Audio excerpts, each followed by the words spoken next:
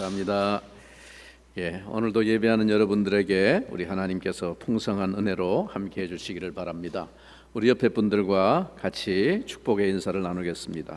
반갑습니다. 사랑합니다. 함께 인사 나누겠습니다.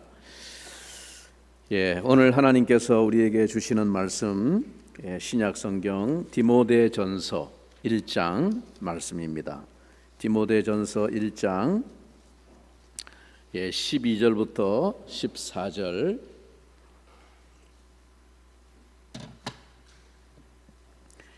이제 하나님 말씀을 먼저 받들어 읽겠습니다.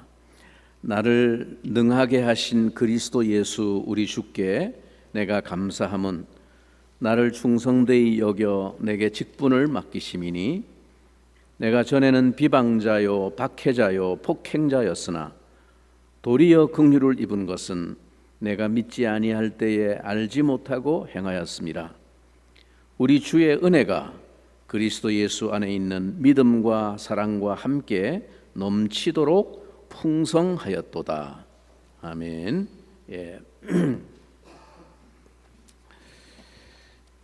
여러분, 신앙생활이란 어떤 상황에서든지 하나님만 바라보는 것입니다.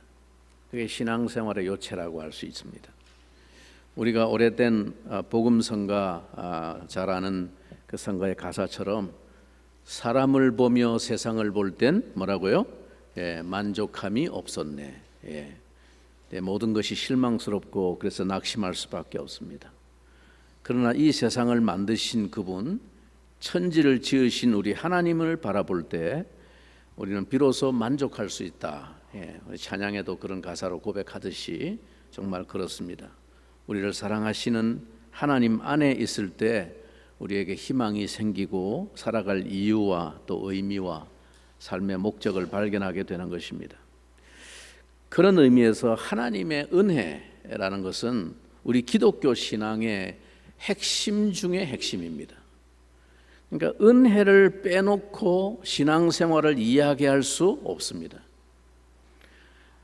아니, 은혜를 빼놓는 순간부터 교회가 교회답지 않게 되고 성도가 성도답지 않게 됩니다. 따라서 교회는 하나님의 은혜를 체험한 사람들의 모임이어야 합니다. 그래서 오늘도 우리는 하나님의 베푸시는 은혜를 기대하면서 이 자리에 나온 것입니다. 사도 바울은 하나님의 은혜가 무엇인지를 아는 사람입니다. 그래서 사도 바울의 결론은 언제나 하나님의 은혜를 이야기합니다.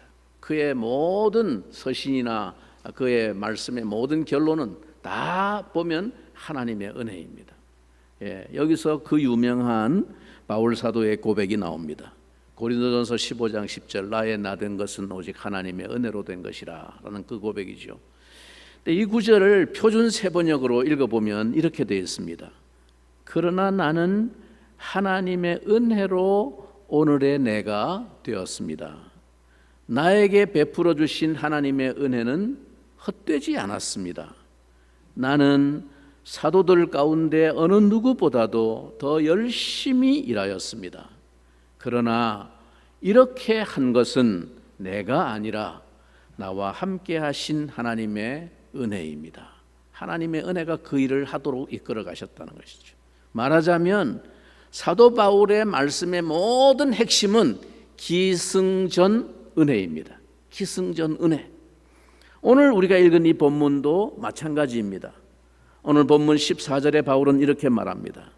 우리 주의 은혜가 그리스도 예수 안에 있는 믿음과 사랑과 함께 넘치도록 풍성하였도다. 바울의 삶을 지배하는 것은 오직 하나님의 은혜였습니다. 그의 삶에 넘치도록 풍성하고 충만한 하나님의 은혜가 있었기에 수많은 문제와 어려움을 뚫고 마지막 순간까지 위대한 믿음의 길을 걸을 수 있었던 것입니다. 그런데 이 하나님의 은혜라는 말을 우리가 참 입버릇처럼 많이 사용하기는 하지만 그 말씀 속에 담겨 있는 깊은 감동적인 정확한 의미를 잘 우리가 설명하기가 쉽지 않습니다. 이 은혜라는 말은 좀 쉽게 그냥 바꾸어서 말을 하면 선물이라고 바꾸어서 말할 수 있습니다. 여러분, 선물은 그것을 주려고 하는 사람이 이미 값을 치른 것입니다. 그렇죠? 여러분, 어떤 사람이 남편이 아내에게 반지를 하나 선물을 하는데, 반지를 하나 선물을 하는데 사가지고 반지를 가지고 아내에게 선물을 주면서 이게 당신 선물이라고 주는데, 근데 그 값은 아직 안 줬어. 계좌번호 이쪽으로 이체시키면 돼 하고 이렇게 줬다고 쳐보세요. 그 선물입니까? 놀리는 거지요. 선물은 이미 선물을 주는 사람이 그 값을 치른 것을 의미하는 것입니다. 그래서 받는 사람은 공짜로 받는 거죠. 그저 받는 것입니다. 그게 선물이라는 것이죠. 근데 여러분, 은혜는 그냥 보통 선물이 아닙니다. 아내에게 선물하는 거야 노후에 편하게 살기 위해서 그냥 이렇게 선물할 수도 있죠, 그죠? 마음에 안 내켜도 없는 돈 짜내가면서 비상금 추려가면서 그렇게 선물할 수도 있어요. 그런데 은혜라는 것은 그런 선물이 아닙니다.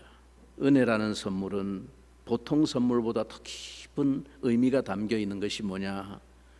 받을 자격이 전혀 없는 사람에게 주어지는 선물이 그게 은혜이기 때문입니다. 카리스라고 하는 말입니다.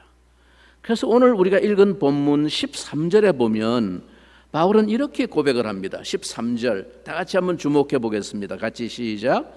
내가 전에는 비방자요 박해자요 폭행자였으나 도리어 긍휼을 입은 것은 내가 믿지 아니할 때에 알지 못하고 행하였습니다. 바울은 자신이 뭐였다? 이전에 비방자였다. 그리스도 복음에 대해서 비방자였다라고 말합니다. 예수님이 누구인지 제대로 알지 못하면서 예수님을 믿고 따르는 사람들을 함부로 비방했습니다. 말로만 비방한 것으로 그치지 않고 그는 그리스도인을 핍박하는 박해자가 되었습니다. 실제로 폭력을 행사하는 폭행자가 되었습니다. 스데반을 돌로 쳐 죽였습니다. 실제로 그는 아무도 시키지 않았는데 자원하여 다메섹까지 가서 그리스도인들을 잡아왔습니다. 바울은 하나님의 사랑을 받을 만한 자격이 하나도 없었습니다. 오히려 준엄한 심판을 받아야 마땅한 사람이었습니다. 그런데 뭐라고 말합니까? 도리어 하나님의 긍휼을 입었다. 도리어 하나님의 긍휼을 입었다. 이 구절을 메시지 성경은 이렇게 풀이를 합니다. 내가 자비로운 대우를 받았다. 내가 자비로운 대우를 받았다. 물론 하나님이 그렇게 하셨습니다. 여러분, 이것이 바로 은혜입니다. 사랑받을 자격이 없는데 사랑해 주시고 구원받을 자격이 없는데 구원해 주시는 것이 바로 하나님의 은혜 선물입니다. 바울의 믿음과 충성과 헌신은 바로 이러한 하나님의 은혜로부터 나온 것입니다. 그래서 바울은 우리 주의 오늘 14절에 보면 우리 주의 은혜가 그리스도 예수 안에 있는 믿음과 사랑과 함께 넘치도록 풍성하였도다 라고 말합니다. 그렇습니다. 제일 먼저 뭐가 나옵니까? 은혜가 먼저입니다. 그리고 난 후에 믿음과 사랑이 따라서 나오는 것입니다. 은혜가 그리스도 예수 안에 있는 믿음과 사랑과 함께 넘치도록 풍성하였다. 어떤 사람들은 은혜도 아무나 받나, 믿음이 좋아야 은혜를 받지. 우리가 일반적으로 흔히 그렇게 생각합니다. 그죠? 믿음이 좋아야 은혜를 받지. 그래서 나는 믿음이 부족해서 하나님의 은혜를 많이 받지 못했어. 그렇게 말합니다. 틀린 말입니다. 성경을 제대로 알지 못하는 말입니다. 여러분, 믿음이 있어야 은혜를 받는 것이 아닙니다. 그러면 믿음이 우리의 공로가 됩니다. 여러분, 믿음은 은혜의 결과로 나오는 것입니다. 핍박자요 비방자요 폭행자였던 바울을 죽이지 아니하시고 진노의 심판을 때리지 아니하시고 도리어 내가 긍휼을 입었다. 이게 은혜라는 것이죠. 그 은혜를 입고 나니까 눈이 떠진 겁니다. 자기가 얼마나 무서운 죄인인가를 보게 되고 하나님이 자기에게 베푸신 은혜가 얼마나 놀라운 것인지를 깨닫게 되어서 그분의 사랑과 그분의 역사를 믿게 되는 것이죠. 그게 믿음이라는 것입니다.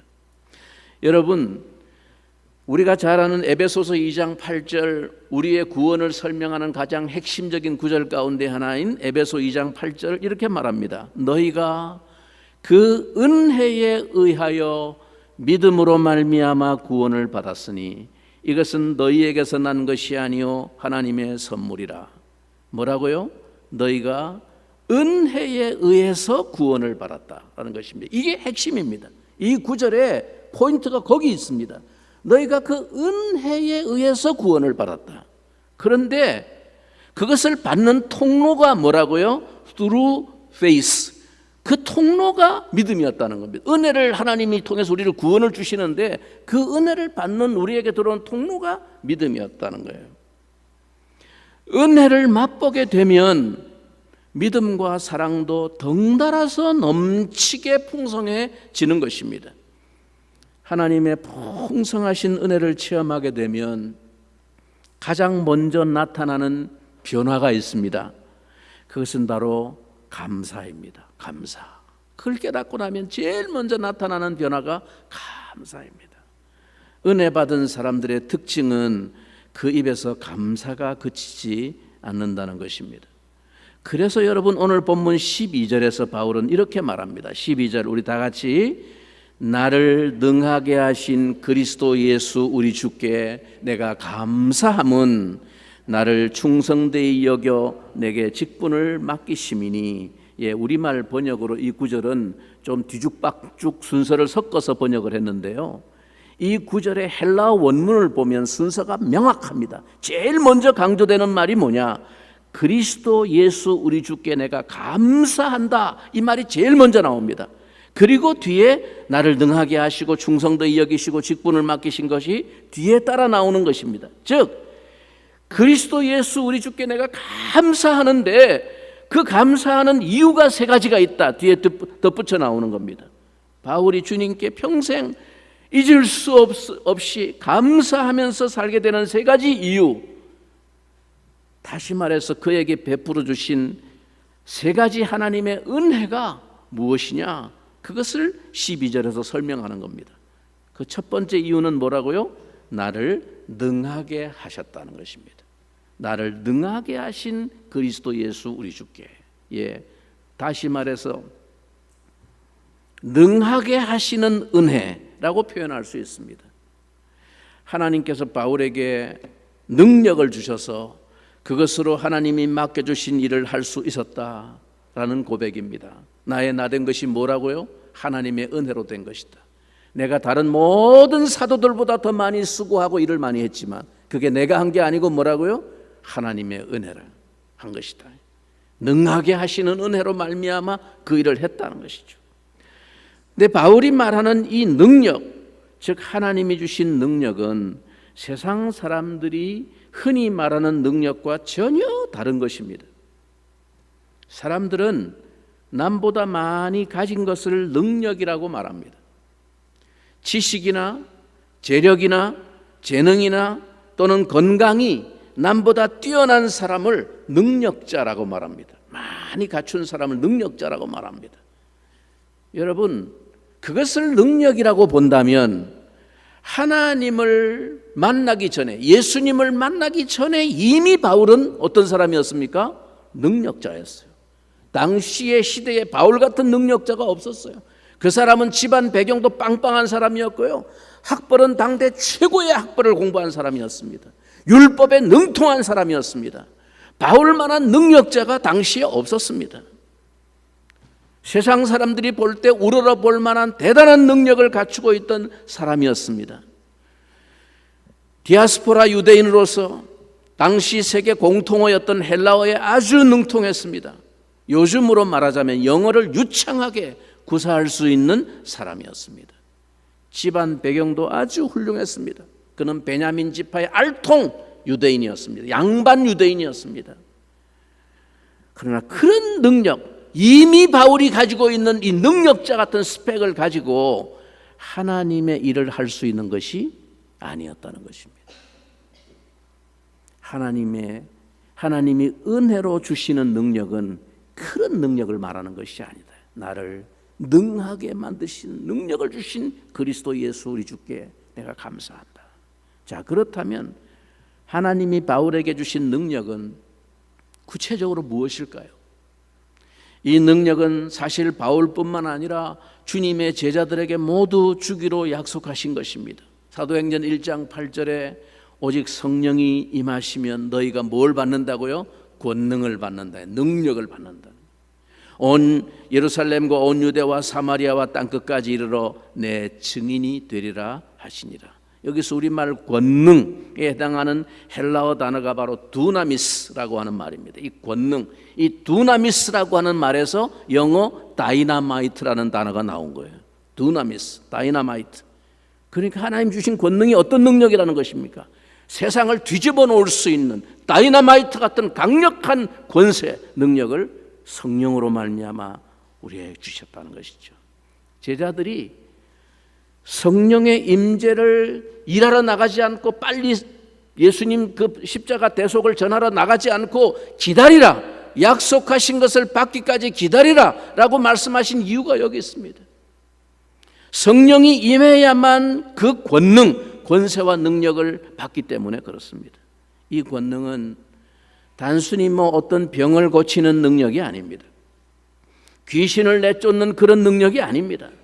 그런 능력이라면 제자들이 오순절 다락방에서 성령 받기 이전에 그런 능력 받았습니까? 안 받았습니까? 이미 받았어요. 이미 제자들을 이스라엘의 마을에 전도하러 내보내실 때, 훈련시키실 때 이미 주님이 그 능력을 줘서 내보냈어요. 귀신도 쫓아내고 병자도 고치고 다 했습니다. 그러나 그 능력 가지고 복음의 증인이 될 수 없었습니다. 그렇다면 성령이 임하시면 받게 되는 그 능력, 두나미스, 그 권능은 구체적으로 무슨 능력입니까? 그것이 바로 주님의 증인이 되는 능력입니다. 땅끝까지 이르러 내 증인이 되리라. 주님의 죽으심과 부활을 증언하는 것은 목숨을 걸어야 하는 위험한 일입니다. 거기다가 당시의 제자 공동체는 기껏해야 120명 정도밖에 되지 않았습니다. 예루살렘에서는 몰라도 온 유대와 사마리아와 땅끝까지 가서 증인이 되는 것은 그들의 숫자나 그들의 형편이나 그들의 능력으로는 감히 상상할 수도 없는 일입니다. 그래서 그들에게 무엇이 필요합니까? 성령의 권능이 필요했던 것입니다. 예수 그리스도의 증인이 되는 것은 하나님의 영이 부어짐으로써 하나님께서 직접 그들을 통해서 일하실 때 가능한 일입니다. 바울은 그래서 자기가 다른 사도들보다 더 많이 일을 했지만 그 일을 누가 했다고요? 내가 한 것이 아니고 하나님의 은혜가 한 일이라는 것입니다. 이 권능을 받기 전까지 그 누구도 예수 그리스도의 증인이 될 수 없습니다. 땅끝까지는 고사하고 자기 집안에서조차 증인이 될 수 없습니다. 이 성령의 권능이 주어지지 않고는 자기 집안 식구들에게도 증인이 안 돼요. 제자들은 주님의 명령에 순종하여 예루살렘을 떠나지 않고 오로지 기도하는 일에 힘썼습니다. 그러던 중에 오순절에 성령 강림 사건이 일어나게 되었고 그때부터 비로소 담대하게 나가서 복음을 전하는 능력을 발휘하게 되었던 것입니다. 이것이 바울이 받은 은혜입니다. 하나님을 만나기 전에, 예수님을 만나기 전에 바울은 자기의 능력으로 예수 그리스도의 복음을 박해하는 사람이었습니다. 자기가 가지고 있었던 유대인으로서의 능력이 있었습니다. 학벌의 능력, 집안 배경의 능력, 율법의 지식의 능력 다 가지고 있던 사람이었는데 그 능력 가지고 뭐 했다고요? 복음의 박해자가 되었다는 것입니다. 그러나 이제는 하나님이 주시는 성령의 권능으로 복음을 담대히 전하게 되었습니다. 여러분, 그렇습니다. 예수님을 알지 못하는 사람들, 예수 믿기 이전부터 이미 세상적으로 대단한 능력을 가진 사람들이 얼마든지 있습니다. 소위 세상에서 먹혀두는 스펙의 힘이라고 할 수 있죠. 그 스펙의 능력, 세상적인 능력에는 학문과 지식의 능력을 가진 사람, 사회적인 신분과 지위에 성공한 그런 능력, 부와 재물의 엄청난 능력을 이미 가진 사람, 세상적으로 모든 사람들이 부러워할 만한 소위 세상에서 먹히는 대단한 능력자들이 많습니다. 그러나 그 능력을 가지고 그 사람들이 이루는 일들이 뭡니까? 보세요. 그들이 가진 그 놀라운 최고의 학문과 지식의 능력을 가지고 하나님을 모욕하고 기독교 신앙을 능멸합니다. 그 사회적인 놀라운 지위와 권력의 힘을 가지고 그 부와 재물의 막강한 능력으로 모두 다 하나님을 부정하고 신앙을 경멸하는 힘으로 사용합니다. 그러나 하나님이 우리를 사용하시는 능력은 그런 힘이 아닙니다. 전혀 다른 근원에서부터 나오는 능력입니다. 그 능력을 통해서만 하나님의 역사를 이룹니다. 여러분, 우리에게도 이런 능하게 하시는 은혜가 필요합니다. 신앙생활은 자기 힘이나 자기 의지로 하는 게 아닙니다. 그러다가는 금방 지쳐버립니다. 여러분, 우리가 1년 연초부터 새롭게 한 해를 또 시작할 때, 그리고 한 해를 지나는 동안에 몇 번이나 결심을 합니까? 내가 좀 다시 새롭게 해야지. 내가 이렇게 계속 이래 살아서는 안 되지. 뭔가 좀 새로 시작해봐야지. 결심을 우리가 얼마나 자주 합니까? 그러나 여러분, 신앙생활은 자기 힘과 의지로 되는 게 아닙니다. 그러다가 금방 지쳐버립니다. 쉽게 짜증이 나고 불평이 생겨납니다. 마음에 기쁨이 없어지고 감사가 사라집니다. 그렇지만 우리를 능하게 하시는 은혜로 하게 되면 신앙생활이 그렇게 재미있을 수가 없습니다. 하나님은 우리에게 일을 맡기실 때 그냥 시키시지 않습니다. 필요한 것을 준비해 놓고 계십니다. 필요하면 건강도 주시고 물질도 주시고 지혜도 주시는 것입니다. 그러나 여러분, 그런 것을 주시지 않기도 합니다. 왜냐하면 우리의 진정한 능력이 그런 것에서 나오지 않음을 우리를 통해서 입증해 보이시기 위해서입니다. 그래서 어떤 사람은 기도해도 건강도 주지 않고, 기도해도 돈을 주지 않습니다. 기도해도 성공이 안 돼. 믿음이 없어서가 아니에요. 여러분 스스로에게 실망하지 마십시오. 여러분에게 믿음이 없어서 그렇게 되는 게 아닙니다. 하나님이 더 깊은 것을, 더 근원적인 것을 그러한 여러분을 통해서 입증해 보이시고 일하시기 위해서입니다. 하나님으로부터 받는 권능, 우리를 능하게 하사 복음의 증인으로 살 수 있게 만드는 힘의 근원은 그런 것에서 나오는 것이 아니라는 것을 세상 가운데 증명해 보이시기 위해서. 어떤 사람은 그렇게 기도해도 건강이 회복이 안 돼. 그러나 빌빌대면서 80년, 90년 동안 살면서 마지막 죽는 순간까지 복음을 전하고 죽는 사람이 있습니다. 그렇게 기도했는데도 하는 일마다 좀 피질 않아. 계속 꼬라박아. 돈을 안 주셔. 하나님을 포기하지 않을 정도로 내 마음속에 믿음과 은혜는 계속 주시는데, 그죠? 포기할 만하면 그래도 또 하나님이 그래도 하나님 없이는 못 살지 하는 정도의 믿음을 주셔. 그래가지고 나를 끌고 가셔. 그런데 좀 돈도 좀 주면 얼마나 좋아. 하나님 그냥 주실라면 한 방에 좀 크게 한번 주세요. 우리 교회 보세요. 손볼 데가 얼마나 많아요. 하나님 한 방에 좀 주시면 내가 그 반 뚝 잘라가고 교회는 막 헌금하고 한 방에 해결될 것 같은데 하나님 그런 기도를 이상하게 안 들어주세요. 저도 답답해가지고 돈 달라고 기도해 본 적이 몇 번 있습니다. 근데 이제는 그런 기도 안 해요. 그런 기도 해봐야 하나님은 그런 기도 안 들어, 나에게는 그런 기도 안 들어주신다는 걸 내가 이미 깨달았기 때문에 저는 포기했어요. 근데 옛날에는 한 번씩 하도 다급하니까 돈 좀 달라고, 나도 좀 하나님 이름 내고 좀 폼 좀 내게. 내 눈에 너무 필요한 사람들이 많이 보여, 일들이 많이 보여. 너무 안타까워. 근데 내가 가진 게 없어. 하나님 내 잘 먹고 잘 쓰겠다고 돈 달라는 거 아닌 거 주님 아시지 않습니까? 한번 주시면 나 정말 좀 보란 듯이 주님의 이름을 내세우는 일에 좀 쓰고 싶은데 너무 없어.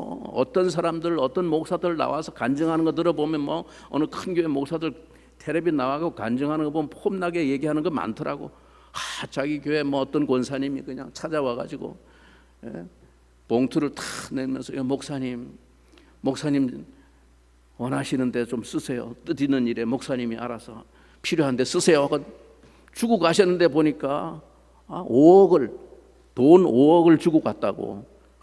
그래갖고 자기가 뭐 어떤 선교사님도 돕고 뭐 또 하고 폼나게, 우리 교회 뭐 교인들 헌금 나오는 것 갖고 목회하는 줄 알아요? 아니라고. 한 번씩 하나님께서 이렇게 채워주시는 이런 걸 가지고 내가 지금까지 이렇게 일을 했다고. 이렇게 간증하는 목사님들 많이 들어보셨죠? 예. 어떤 때는 열이나 하나님, 같은 목사인데 나는 좀 기도하면 저런 일 좀 연결시켜 주시면 안 되냐고 말이야. 안 들어주세요. 여러분 99% 하나님 그런 기도 안 듣습니다. 신앙이 좋은 사람일수록 하나님이 그런 기도 안 들어요. 그런 기도 여러분 했는데 안 들어주셨다. 그럼 여러분 신앙이 좋은 사람인 줄 아세요? 하나님 여러분 믿음이 좋은 사람이라고 인정하시는 거예요. 왜 그러냐? 하나님은 그런 것이 아닌, 누구나 다 돈 있으면 큰일 할 수 있다는 거 세상 사람들도 다 알아요. 그건 하나님의 능력이 증명되지 않아. 그런 일 가지고는. 하나님은 아무것도 주신 것이 없는 것 같은 그 가운데서 세상이 이해할 수 없는 그런 가운데 아무것도 가진 것이 없는 그 사람을 통해서 능하게 하시는 하나님의 능력을 통해서 세상이 상상하지 못했던 복음의 역사가 이루어지게 하시고 이어져 가게 하시고, 그래서 하나님의 능력을 증명하는 것입니다. 여러분 그런 것이 우리에게 있고 없음이 상관없이 역사하시는 그 하나님의 능력 두나미스를 우리에게 주시는 것입니다. 그래서 사도 바울은 이 비밀을 깨닫고 난 다음에 비로소 그는 이렇게 훗날 고백합니다. 고린도후서 6장 9절에 보면 무명한 자 같으나 유명한 자요. 세상에 알아주는 별 볼 일 없는 사람 같지만 나는 하나님 안에서 유명한 자고, 죽은 자 같으나 보라 아무 쓸모없는 죽은 사람 같으나 우리가 여전히 살아있고, 징계를 받는 자 같으나 보면 병도 들었지 하는 일마다 안 되지, 바울이 뭐 감옥에 갇히지, 하나님 앞에 징계받는 것 같아. 남들이 보면 징계받는 자 같으나 죽임을 당하지 아니하고, 근심하는 자 같으나 일이 풀리는 게 없으니까 늘 근심하는 자 같으나 항상 기뻐하고, 가난한 자 같으나 많은 사람을 부요하게 하고, 아무것도 없는 자 같으나 모든 것을 가진 자로다. 모든 것을 가진 자로다. 두나미스의 원천이신 성령님 가셨기 때문입니다. 내가 아무것도 없는 자 같으나 모든 것을 가진 자라고 바울은 당당하게 말합니다. 그게 바로 뭐라고요? 우리를 능하게 하시는 하나님의 은혜입니다. 따라서 여러분 신앙생활은 하나님의 은혜로 해야 합니다. 그래야 신앙생활을 신바람나게 할 수 있습니다. 바울이 감사하고 있는 두 번째 이유, 나를 뭐라고요? 충성되이 여겨주셨다는 것입니다. 이것을 여겨주시는 은혜라고 표현할 수 있습니다. 뭐라고요? 여겨주시는 은혜. 우리말로 여기 충성되이 여겨주셨다, 여겨준다라는 말에 해당되는 헬라어 원문을 보면 이 말은 영어로 번역을 하면 think, 생각하다, 혹은 consider, 간주하다, 이렇게 번역할 수 있는 말입니다. 그러니까 이게 무슨 말입니까? 실제로는 내가 그다지 충성스럽지 않은데 하나님이 나를 충성스럽다고 인정해 주신다는 것입니다. 실제로는 내가 죄인인데 의인으로 여겨주시고, 실제로는 못생겼는데 예쁘게 봐주시는 것, 그것이 하나님의 은혜입니다. 우리 딸 어릴 때 동네 사람들이 다 아이고 못생겼다 그랬어요. 근데 우리 부부 눈에는 맨날 귀엽더라고, 예쁘더라고. 우리 딸은 어려서부터 그런 소리 들을 때 자존감이 상하질 않았어요. 애가 얼마나 더 예뻐야 예쁜 거야? 예, 그 애가 지금도 자존감이 높아요. 예, 그래. 실제로는 객관적으로 놓고 보면 김태희보다는 못생겼지. 근데 내 눈에는 이쁜 거야. 그게 이쁘게 여겨지는 거예요. 하나님이 우리를 보실 때 못생겼는데 이쁘다고 봐주시는 거예요. 내가 죄인인데 의롭다고 봐주시는 거예요. 제가 지금까지 목회를 나름대로 열심히 했지만 돌이켜보면 참 부족함이 많습니다.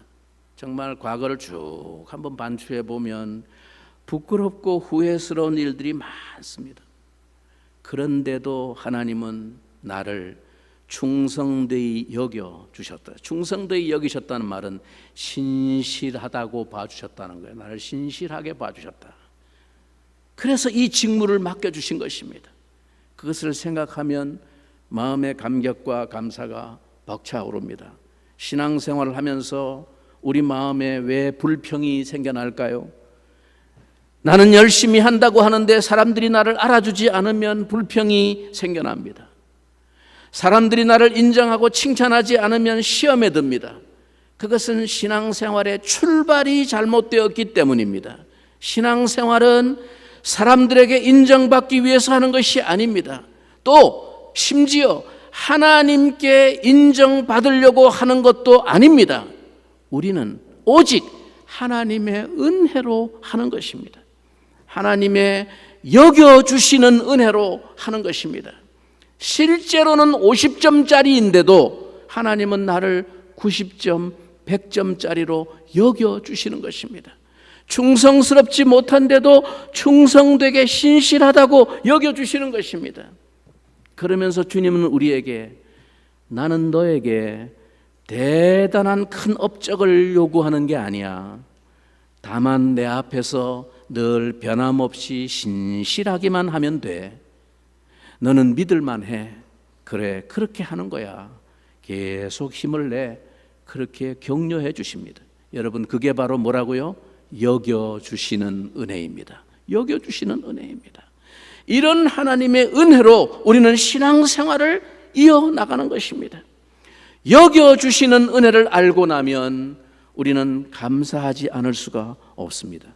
이것이 바울이 그리스도 예수 우리 주께 감사하는 이유 중에 두 번째 이유입니다. 세 번째, 그리스도 예수 우리 주께 감사하는 이유, 내게 뭐라고요? 직분을 맡겨주셨다는 것입니다. 즉 맡겨주시는 은혜입니다.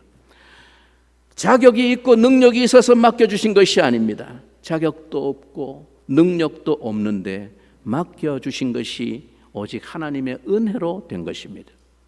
주님을 섬길 수 있도록 바울에게 맡겨주신 직분이 무엇이었습니까? 그것이 바로 사도라는 직분이었습니다. 여러분, 본래 사도는 예수님의 12제자에게만 붙여진 호칭이었습니다. 바울은 예수님의 12제자 중에 한 사람이 아닙니다.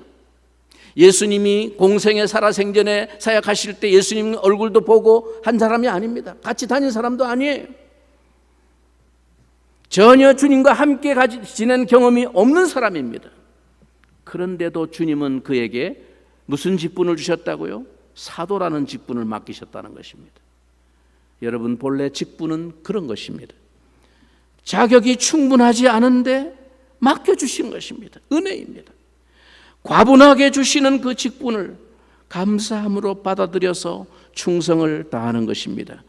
자격이 남들이 볼 때 충분하다고 자타가 인정하는 그런 사람에게, 스펙이 빵빵하고 저 사람은 누가 보더라도 일할 만한 사람이야, 그런 사람에게 직분이 주어지면 그 직분이 곧잘 직위로 변질하는 경우를 봅니다. 직분이 뭐가 된다고요? 직위가 된다는 겁니다. 여러분, 직분과 직위는 전혀 그 의미가 다른 것입니다. 직분이라는 말은 사전에 이렇게 정의되어 있습니다. 사전을 찾아보면 직분, 직무상의 본분 또는 마땅히 해야 할 본분 이렇게 되어 있습니다. 직분이 뭐라고요? 맡은 바 직분을 다하다 이렇게 쓰는 말입니다. 즉 맡겨주신 일이라는 의미입니다. 일을 맡기기 위해서 공적으로 세워주신 자리라는 의미이지만, 그런데 직위라고 생각하면 거기에는 필연적으로 어떤 의미가 들어갑니까? 계급이라는 의미가 들어갑니다. 직위라는 말은 사전을 찾아보면 아예 직위의 정의가 이렇게 사전에 나와 있습니다. 직무상의 계급 이렇게 되어 있습니다. 직무상의 계급, 즉 직위가 높다, 직위를 박탈하다 이런 말로 쓰는 겁니다. 그러니까 직위라는 말은 상하가 다르고 위치가 다르다고 생각합니다. 그래서 목에 힘이 들어가고 대접을 받으려고 합니다. 특히 우리나라의 정서와 관습과 문화에는 이런 수직적인 상하 질서 개념이 강하여서 아무리 성경적인 원리와 본질을 가르쳐도 우리의 무의식 속에 그런 관습적인 개념이 자리 잡고 있어서 고치기가 어렵습니다. 직분 간에 서로 서열이 있는 게 아니다. 장로가 높고 권사가 그 다음 2등이고 집사는 3등이고 이런 개념이 성경에 없어요. 그냥 하나님이 각각 맡겨주신 일이 다를 뿐이에요.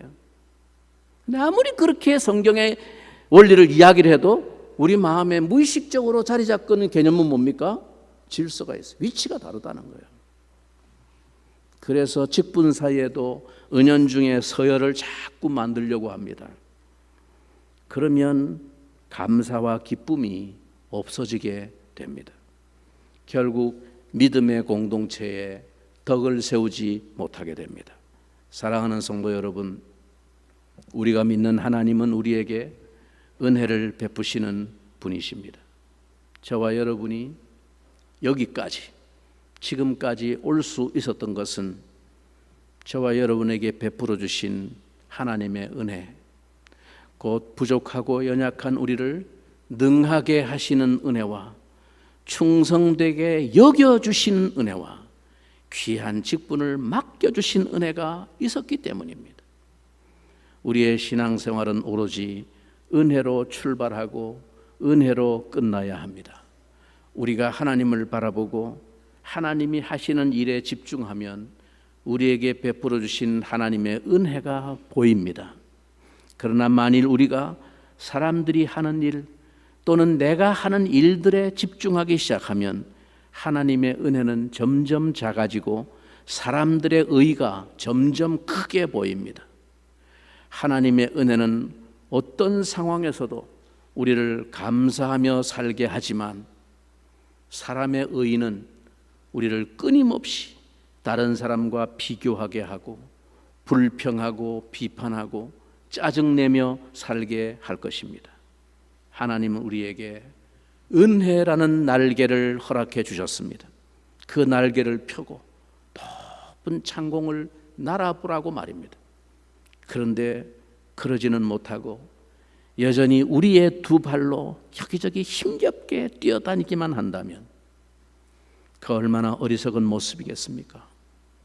이제부터 우리 모두 하나님이 주신 은혜의 날개를 활짝 펴고 창공의 바람을 타는 하나님 앞에 여러분 날개를 펴기만 하면 창공의 바람에 자기의 날개를 얹어 놓으면 그냥 저절로 가는 거예요. 힘겹게 바둥거리지 않고 저절로 나는 것이에요. 이게 독수리의 창법입니다. 여러분 하나님의 은혜의 날개를 활짝 펴고 독수리 날개치며 올라감 같이 그렇게 신앙생활을 하게 되기를 간절히 축원합니다. 같이 한번 제가 잠깐 기도하겠습니다. 하나님 아버지, 한없이 부족하고 연약한 우리를 사랑하셔서 죄악에서 구원해 주시고 하나님의 자녀 삼아 주신 것을 진심으로 감사드립니다. 그 은혜를 잊지 않게 하옵소서. 능하게 하시는 은혜를 힘입어서 예수 그리스도의 복음을 담대히 전하게 하시고 충성되게 여겨주시는 은혜를 힘입어서 매사에 감사하며 살게 하시고, 맡겨주시는 은혜를 힘입어서 주어진 일에 최선을 다하게 도와주옵소서. 그리하여 우리를 통해서 하나님의 나라가 이 땅에 확장되게 하여 주옵소서. 예수님의 이름으로 기도하옵나이다. 아멘. 우리 말씀 생각하면서 찬송가 313장